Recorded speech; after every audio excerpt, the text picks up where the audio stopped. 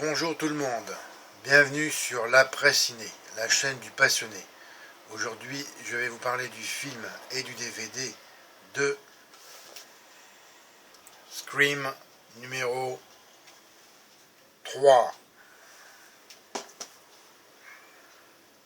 L'histoire.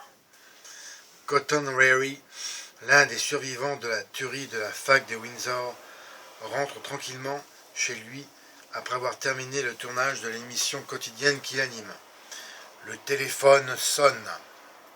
Au bout du fil, une fan, qui s'avère être un dangereux tueur prêt à tout pour retrouver la trace de Sidney Prescott. La jeune femme reste terrée dans une maison surprotégée afin d'effacer les souvenirs traumatisants dont elle a été précédemment l'héroïne malheureuse lors des massacres perpétrés à Woodsboro et à Windsor. Le sujet semble quant à lui à la mode, puisque John Milton a décidé de produire un troisième film, Stab numéro 3, relatant les agissements du mystérieux tueur masqué. Mais la réalité rattrape à nouveau la fiction lorsque l'une des actrices principales est sauvagement assassinée sur le plateau. L'inspecteur Kincaid décide de faire appel aux survivants des premiers événements. L'ex-policier Dewey Riley, devenu consultant sur Stab numéro 3, la journaliste Gail Weather et Sidney, ma petite chérie. Mais bientôt, la vague de meurtres continue. Qui s'acharne à vouloir détruire Sidney? La clé du mystère ne remonte-t-elle pas aux origines ne remonte-t-elle pas aux origines de toute cette histoire? Ben moi, j'ai bien aimé ce film. Ça faisait méga longtemps que eh bien, je l'avais vu. Autant mes souvenirs remontent eh bien, à sa sortie, où j'étais allé à une avant-première. Pour l'anecdote, à cette époque-là, j'habitais en Irlande. Alors je l'avais vu en anglais, et ce qui n'était pas chose facile parce que bon, je ne maîtrisais pas à 100% la langue, mais j'avais quand même bien apprécié bien ce film. Et je me rappelle que il y avait lors de l'avant-première, il y avait quelqu'un qui était déguisé en ce fameux tueur masqué, hein, qui était rentré dans la salle pour eh bien, mettre de l'animation, de l'ambiance, et j'avais bien aimé ça. Contrairement à d'autres critiques YouTube qui ont trouvé ce troisième opus eh bien, pas terrible dans son ensemble, dû principalement eh bien, au manque de nouveautés. Ils ont, enfin, l'avis que j'ai compris de ces youtubeurs, c'était qu'il n'y avait pas de renouvellement véritable de la franchise. Ben moi j'ai pas trouvé du tout, j'ai trouvé que c'était une histoire dans une histoire, et c'était assez alambiqué. Ce que j'ai vraiment apprécié, eh bien, c'est que pendant tout le durée du film, jusqu'à 1h et presque 35 de projection, eh bien, enfin de visionnage, puisque là je l'ai vu en DVD, eh bien là, je l'ai revu, hein, et je me suis tout le temps demandé mais qui pouvait être ce tueur, et éventuellement une tueuse, mais je pensais plutôt pas à un tueur.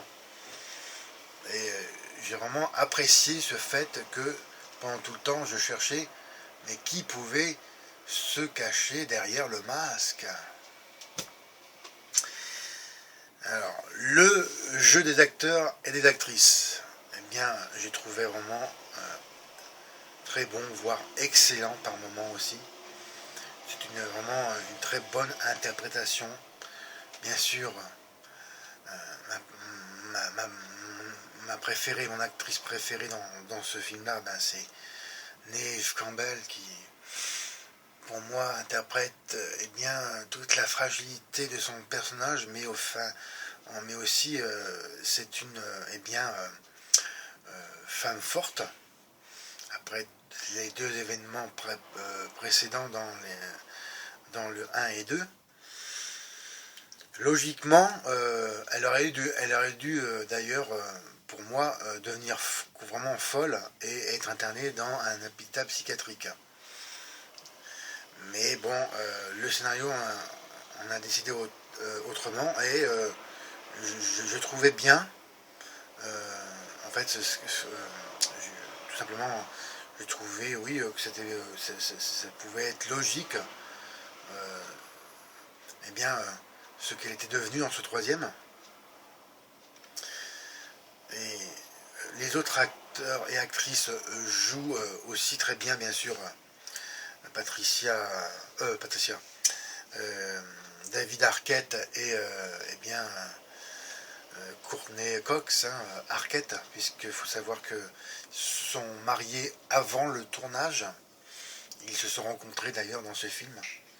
Comme quoi, eh bien, ça peut être, le cinéma peut être, eh bien, une agence de rencontres. Hein. Le rôle secondaire joue. Il y a des personnages qui m'ont ouais, plus ou moins laissé sans, enfin, qui m'ont pas vraiment intéressé. Je pense à l'acteur Black là, qui font vraiment ses rôles secondaires, et une autre actrice qui interprète la Gail Weaver dans le film Stab numéro 3. Bon, il passe en arrière-plan. Mais j'ai bien aimé en fait celle qui fait la blonde de service, qui est d'ailleurs la première victime hein, dans ce film. Non seulement parce que elle a un beau corps, mais enfin je trouvais qu'elle jouait bien aussi son rôle.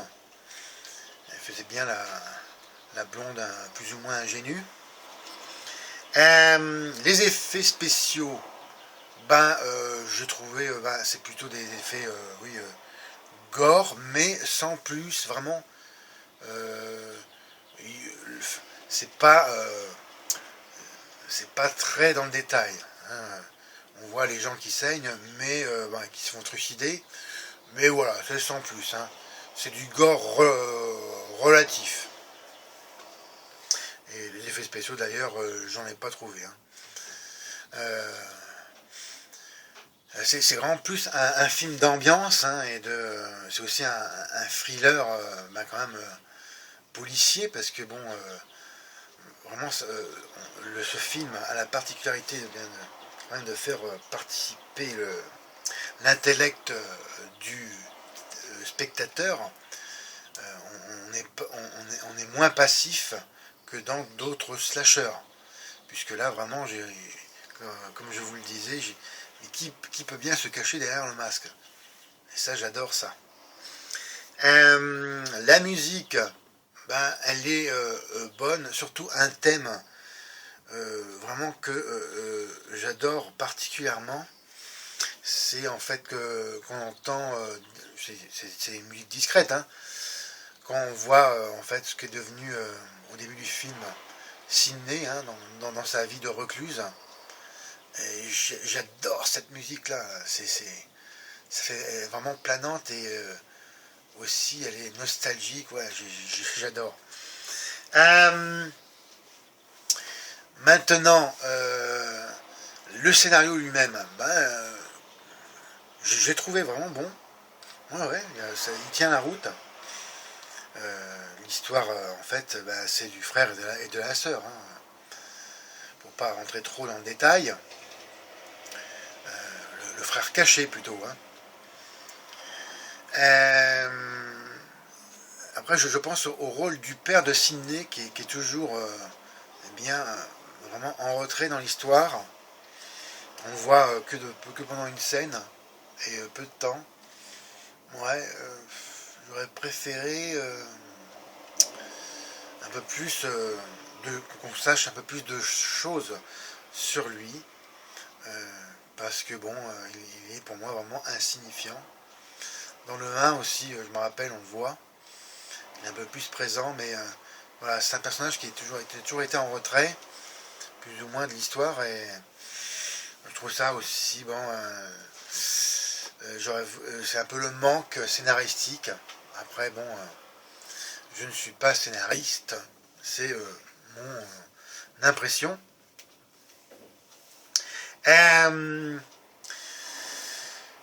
Et le dénouement final, eh bien, tout à l'honneur des scrims précédents est vraiment palpitant, bien sûr.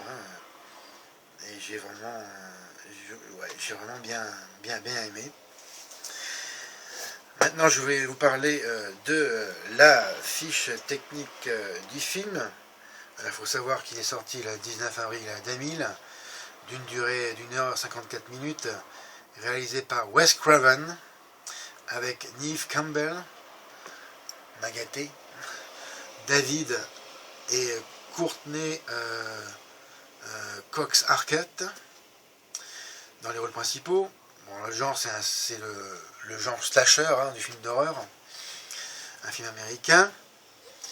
Il faut savoir qu'il était interdit aux moins de 12 ans lors de sa sortie en salle. Box office en France, il a bien marché, puisqu'il a totalisé 2 664 980 entrées pour un budget de 40 millions de dollars. Film produit en 2000, distribué par Back Film, pour les détails précis. Et concernant la sortie en DVD et Blu-ray, sortie simultanée le 10 octobre 2012.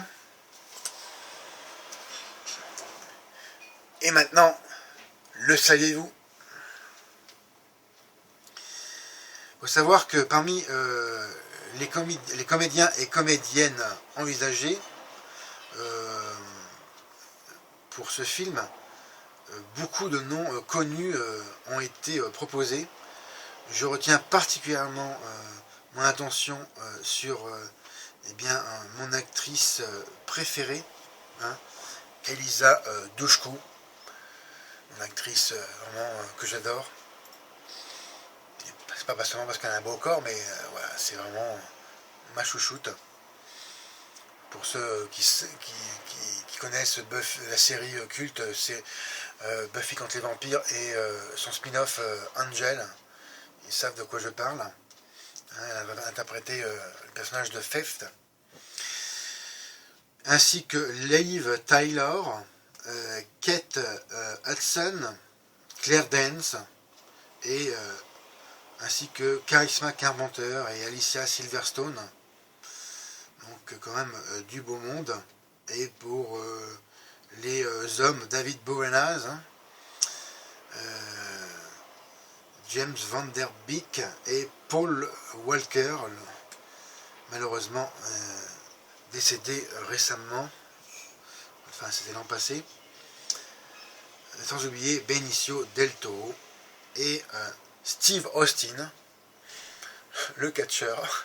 Vous savez, ceux qui connaissent le catch, Stone Cold Steve Austin, c'est original, pour des moins.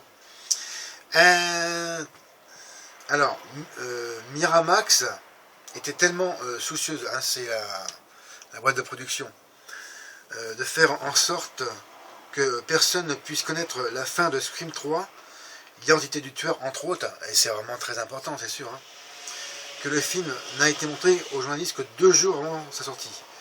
Toujours dans cette même logique de ne rien laisser filtrer. Wes Craven a tourné 3 fins différentes et n'a pas dit aux acteurs laquelle allait être utilisée. Il est malin. Scream 3 n'a pas non plus eu de production test.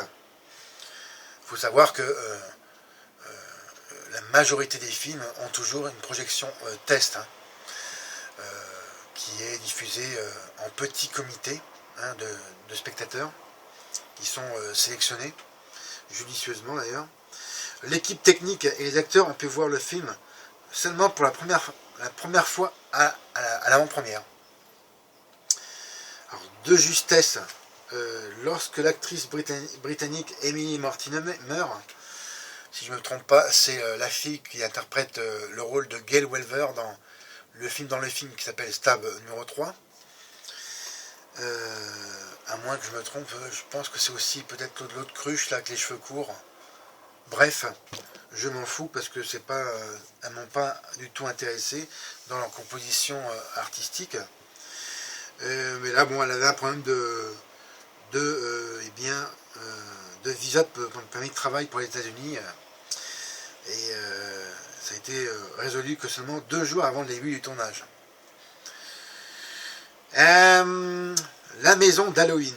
En effet, la gigantesque maison dans laquelle se déroule la fin du film est en fait la même que celle utilisée comme décor principal dans Halloween 20 ans après, sorti en 1998, premier film de Josh Hartnett.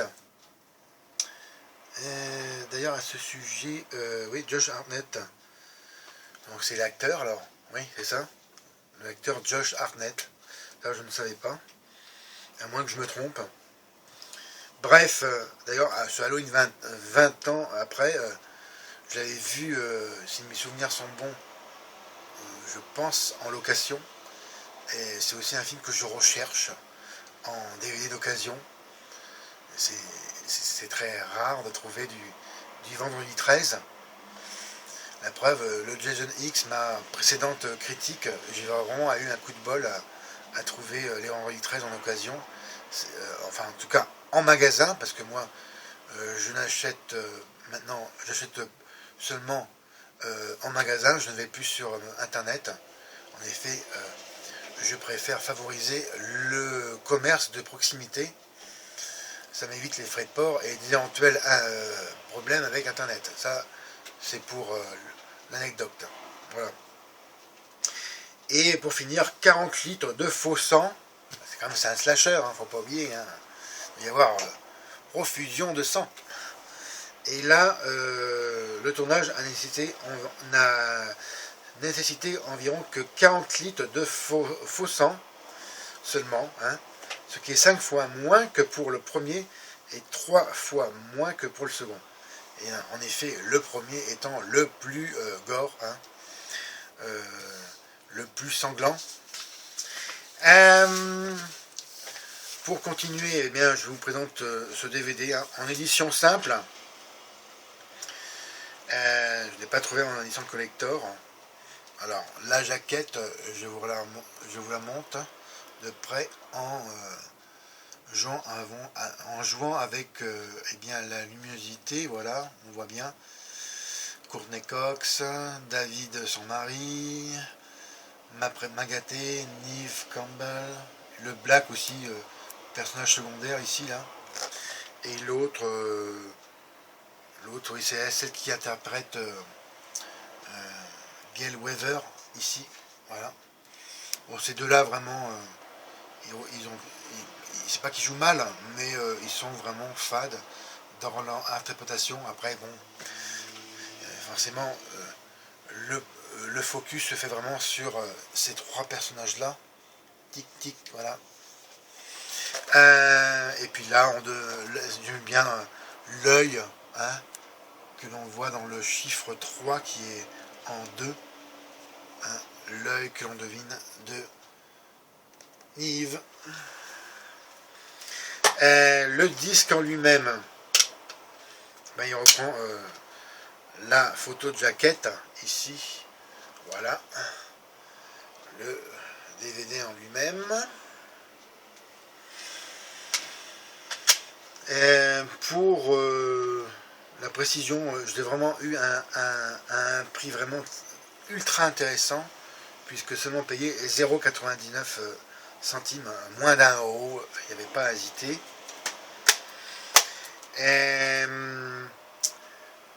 Dans les extras, alors c'est des bonus.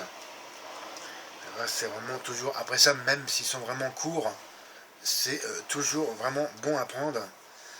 Savoir quand même que ce film eh ben, est sorti vraiment au début de l'ère du DVD, hein, au début des années 2000. Alors, il n'y avait pas forcément tous les bonus que l'on peut trouver maintenant sur eh bien, les Blu-ray principalement, parce que le support de stockage est énorme par rapport au DVD. Là on a les chapitres, les interviews, clips vidéo What If, les scènes coupées de Scream 1 et 3. Ça c'est intéressant. Petit making of, vraiment, c'est vraiment un tout petit making of malheureusement.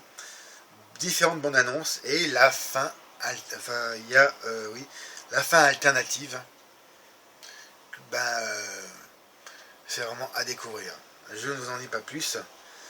Alors vous avez le film en version française, version anglaise, sous-titres néerlandais optionnels, super rare ça. Je pense d'ailleurs que cette édition de DVD, c'est une édition Benelux. Je pense que ça va être ça, sur le marché du Benelux, c'est-à-dire la Belgique, Luxembourg, et vraisemblablement aussi la Hollande. Enfin, au moins, la partie hollandaise, qui parle le hollandais en Belgique, les flamands, voilà. Et vous avez le son Dolby Digital 5.1, 16/9 compatible tout format, durée du film 116 minutes, ce qui fait vraiment une édition vraiment intéressante en DVD, et c'est distribué par Miramax et Vidéo 10. Comme je vous l'avais expliqué dans ma vidéo précédente, afin de vous faire participer à vraiment que vous soyez acteur de ma vidéo critique, que vous soyez moins passif. Maintenant je vais poser une, et peut-être après plus tard, je verrai si ça marche, mon concept, mon idée marche, une ou deux questions concernant ce film, et aussi des questions sur des détails techniques. Ce qui a été le cas dans ma vidéo précédente, celle de Wishmaster numéro 1. Et bien aujourd'hui je continue dans le détail, le deuxième détail technique. Quand je vous dis en fait, je vous ai dit que le support, les supports de stockage des DVD Blu-ray sont plus importants que le DVD, c'est-à-dire en gigaoctets. Justement, combien de gigaoctets peut supporter un Blu-ray et un DVD? J'attends vos réponses. On verra bien si vous êtes déjà intéressé par me répondre, et surtout si vous êtes arrivé à la fin de ma vidéo critique, ce qui est très important. Je vous donne ma note concernant le film plus le DVD. C'est un très bon 16 sur 20, sans hésitation. N'oubliez pas de regarder en dessous de ma vidéo, dans la rubrique à propos de la vidéo, je mets toujours la bande-annonce, et éventuellement en post-scriptum, en PS, éventuellement des infos que j'aurais oublié de vous donner ou de vous préciser. Voici ce qui conclut aujourd'hui cette critique. Alors, comme d'habitude, regardez et partagez mes autres vidéos, mettez-moi un M, et encore mieux, abonnez-vous à ma chaîne. C'était Fred, bye.